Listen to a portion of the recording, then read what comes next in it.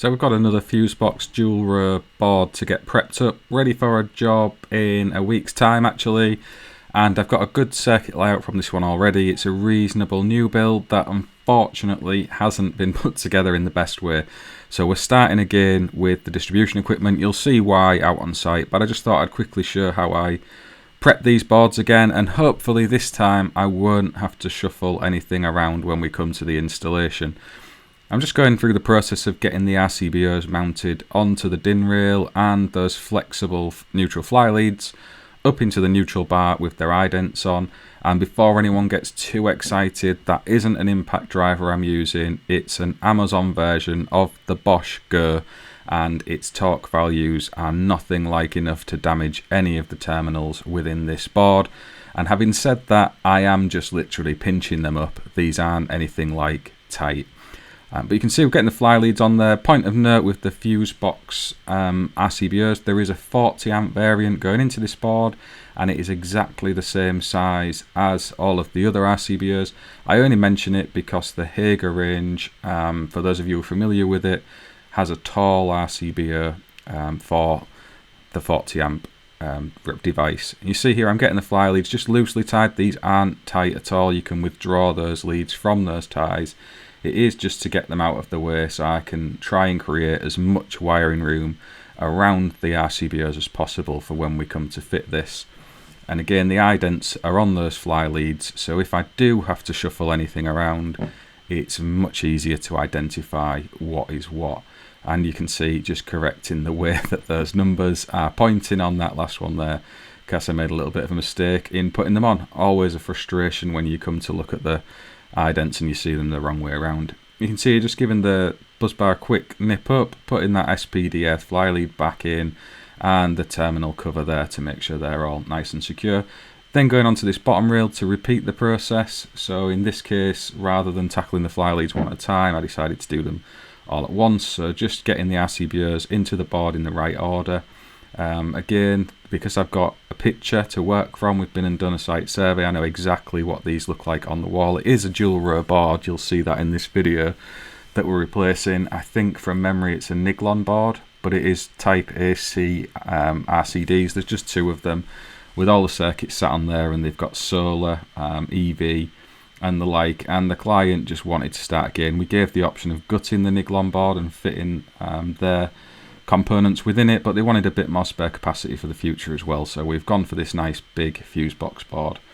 And you can see again just getting the idents on. I'm working through these one at a time, trying to speed up the production value. So again, if you get all of your RCBOs in, then you work on your idents and then you terminate away the fly leads. Generally I think that's a faster working method than swapping around doing each little bit for every RCBO you drop into the board. And really this just saves a little bit of time on site. I was in the office today doing a bit of admin and I was getting bored and square-eyed, and I thought I'll just get this together and prep it. Made a bit of a change of scenery for me just to wake me up today, but also it's going to make life easier when we're out on the job, maybe get an early finish. So you can see they're just loosening off those neutral screws, and we can move along the neutral bar to just pop those fly leads in. And again, making sure we're keeping them in order, checking the ident numbers to make sure we've got them into the right holes, and yeah, we're good to go down there as well. Same principle as at the top, just a couple of loose cable ties just to sort of hold all those leads together behind the RCBOs.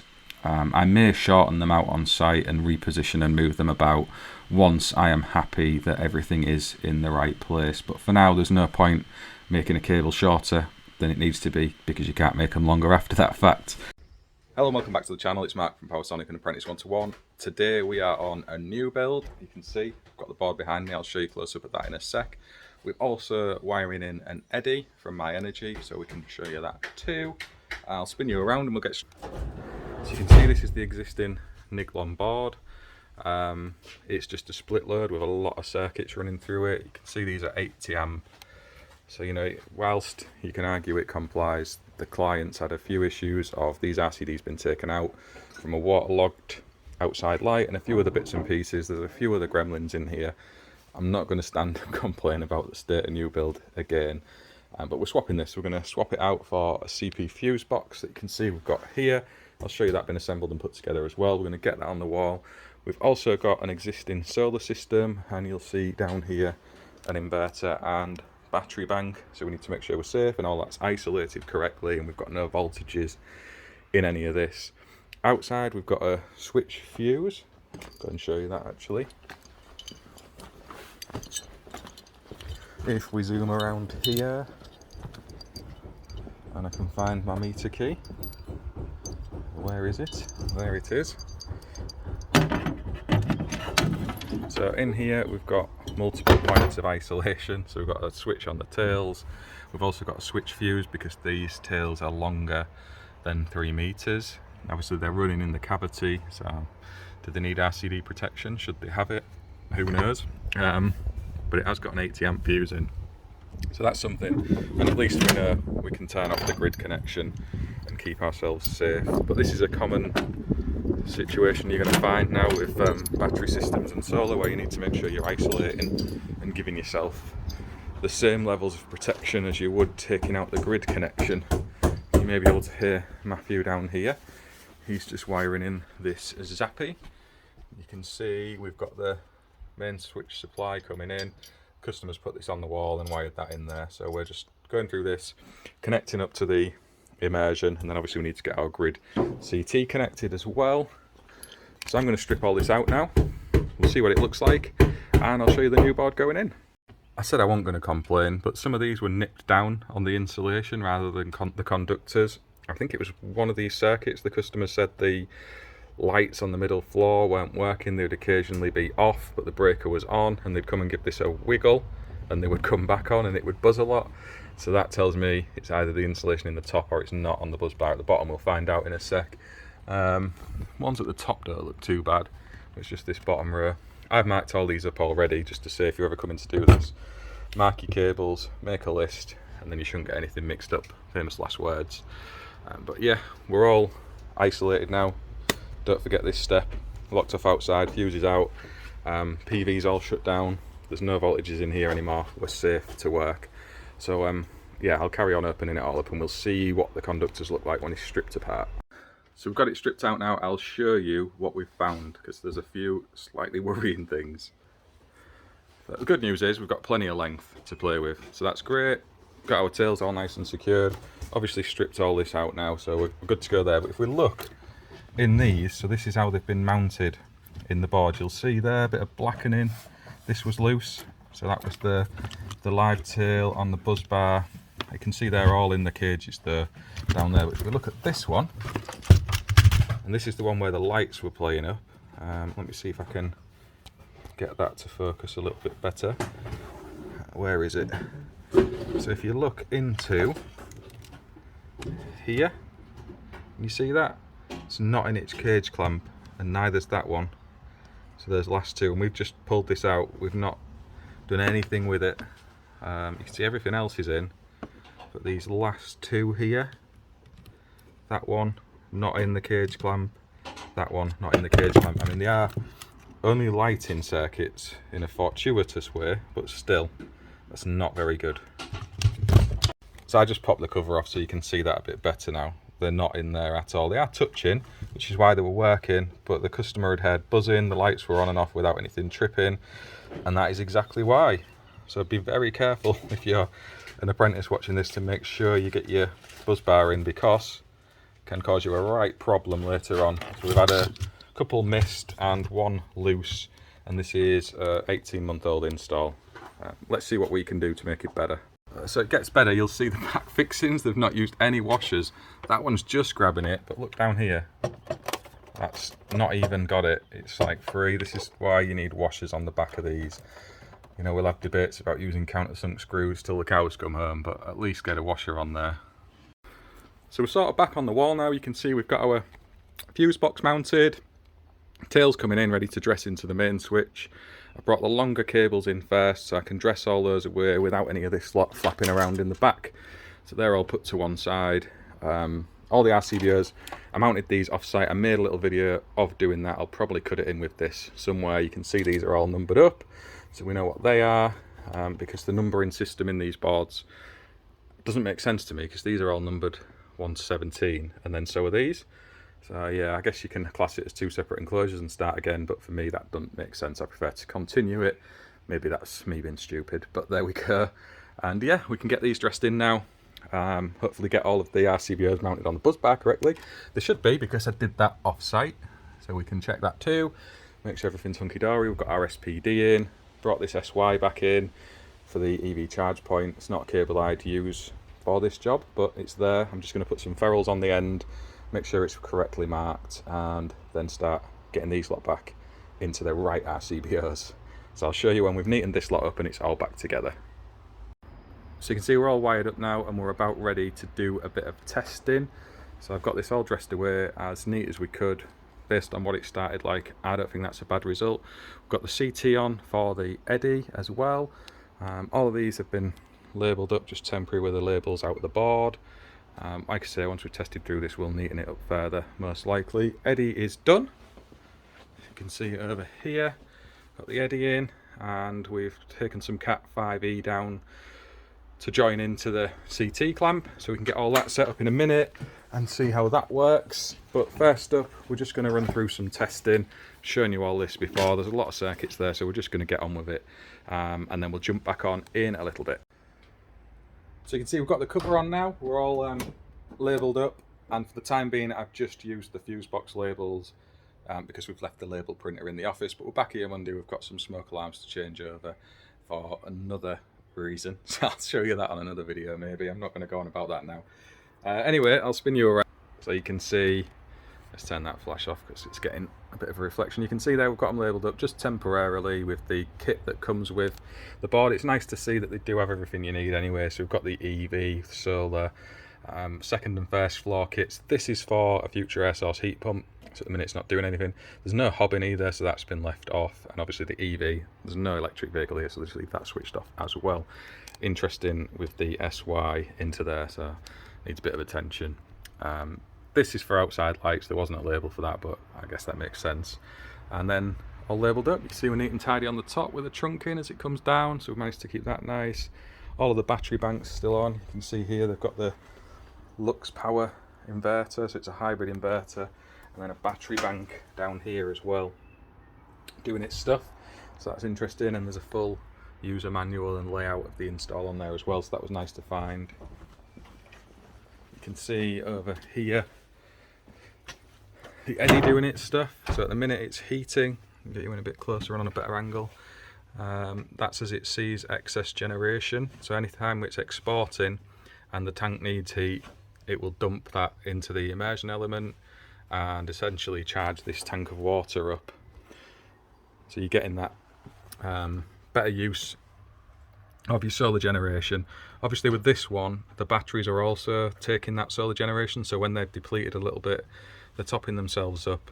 They take priority over this, and you can see at times there will be a input from the grid as the property demands. So if there's a kettle going on or something and the solar PV is not generating enough, it's still going to pull in from the grid. And you can see this sees that it's waiting for the surplus supply. When it reappears, it'll put it back into the tank. As you can see over here again, little look mat is just getting packed up. See what this is doing. So you can see this is what it's putting out at the minute. So it's putting out 2 kilowatts ish. This is interesting to see. So the battery bank's working. Customer's probably got the kettle on, and you can see now this is putting back into the tank again. So it's nearly putting 1 kilowatt in there. So there's an excess of generation now. It's interesting to observe it doing that, and it just looks after itself all the while. You don't need any user input. Obviously set your stat in the immersion, otherwise it'll just continuously heat. You don't want to have a tank of water that's too hot for the user's comfort, so you need to keep that in mind. But yeah, really simple and straightforward to install. Another fantastic product from Myenergi. Can't knock it whatsoever. So we're just running through the tests now. Obviously we've done our dead tests, we've done most of our live tests, as well as just a few circuits we need to go and get some ZS's on and make sure everything's okay. We have found some strappers, lighting circuit, typical new build fault. They've used 2-way switches in 4 different places, we think, no intermediates. So if you switch the wrong switch off, none of the 2-way switching works. That's so common on new build. My house, I think it's 2001 was built, that had exactly the same thing. So 3 different light switching positions, and they were all the 2 ways. No one had fitted an intermediate. So that's an easy fix, but one for another day when we come back to tackle these smoke alarms. And yeah, that's kind of it. I hope you found that interesting. A little look at this CPfuse box board. Nice to see a battery system in here as well. This is going to become more common for us all as time moves along. Staying safe while you're doing your job. Not our install, obviously. So make sure you're isolating those battery banks before you go and do your work, because they can backfeed and bite you if you're not careful. Luckily we had a full user instruction manual with that on the wall, so really easy to understand and helps us out. Yeah, that's kind of us for the minute. See the tank in the corner, board on there. Oh, these are the Niglons. We did pull this apart a bit before we end the video. Let's have a little look at that. So you can see there the charring on this. So it's getting it in the right light again, but there's definitely been overheating on the end of that bar. However, it was tight, and not tight in the way where it overheats and clamps itself in. Someone's tightened that up, so I think there's been an issue with this, and the electrician's been back to site and noticed that and nipped it up. I'll speak about that in a bit.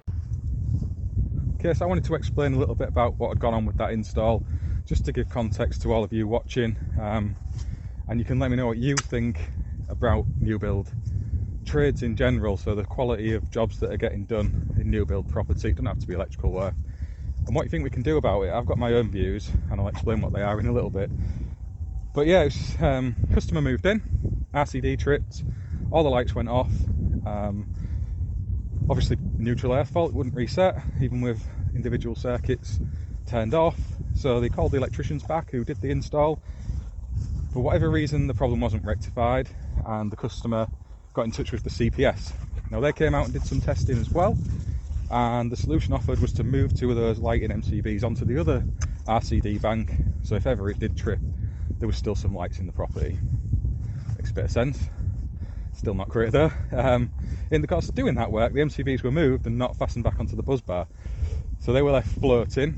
A short while later, obviously the lights stopped working, all of the RCBOs were on, and that's when the customer got in touch with us, and we've gone out and found what we found today. You know, we've got Type A RCDs with over 9 milliamps of AC leakage on them, so not great. We've got an EV charge point on a Type A RCD as well, and a PV system with the issues around potentially blinding it, so the circuits that were on there as well might not be getting the RCD protection they needed.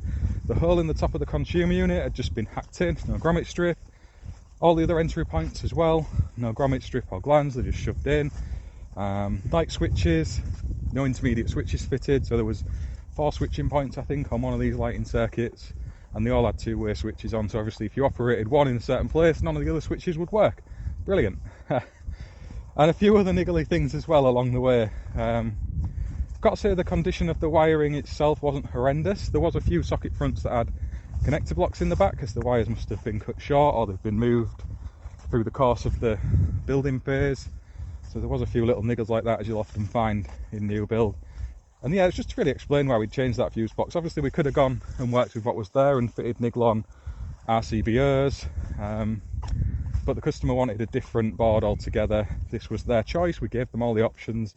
They've made an informed decision and they wanted to just swap away, go for a bigger board. There's a heat pump going in there in the future. They're swapping over to a Zappy car charger as well, so they don't currently have an electric vehicle. And there's plans for another battery bank, so they wanted some extra capacity in there that Niglon board wouldn't have really given them, and it's difficult to get hold of the RCBOs as well. So that's the reason. Obviously we've corrected all these problems, done a full test. Just move you this way around, just get you out the sun a bit there. And yeah, we're going to certify that and make our report known. Customers asked us to reference about the EV charger and the way that had been installed with the SY cable and on the Type A RCD, and the fact the PV was on there as well. Obviously we've broken all that down now on a circuit by circuit basis. It's got the RCBO protection. But yeah, before I start rambling about all of that, I don't want to blame the electricians. I think often on these new builds they get given a box of bits, told to get it all in a day, and if they don't meet pay. They don't get paid. They've got food bills, rent bills, all the rest of it. They're just trying to earn a living, and you know, we've got customers paying an absolute fortune for these houses, compared to what they cost to knock up, the tradespeople not getting paid enough for the work they're doing, so they're rushing, cutting corners, having to do things they wouldn't otherwise have to do or like doing. It's easy for someone to sit there and say, oh, you shouldn't do it, just walk away. You don't know that person's circumstances. If all of the jobs are running at those prices because the house builders have control of that market, you know, they've got to eat, they've got to pay the bills. There's a bigger problem here. I think we need to look up that chain, spin the spotlight around, have a look at these house builders. The CPSs need to help us do that, have some sort of campaign or promotion. You know, I don't want to get into the nuts and bolts of what the CPS should have done more here or audit their members better. We know there's improvements that can be made there, but they can definitely do more to help us as contractors, you know, have better terms and working conditions with people like property developers and house builders by raising awareness among clients and consumers about what is going on. Get that message out there. I'm trying to do this on this YouTube video. You know, there's a lot of shoddy new build installations getting sold, and the only people making dough out of it is the house builders, the shareholders, the directors. You know, obviously they need to make a living, but they're obviously making a bit of an excess living, I would say, with the figures that are involved when you see all these bonus schemes that are announced on the news. And that's where our focus should be, in my opinion. But let me know what you think in the comments. I'm going to get on with this walk with Cooper. Cooper, what do you think? Go for a walk? Yes. Come on then. Come on. On that note, please like and subscribe to the channel. Get involved in the comments. I'll see you on the next one.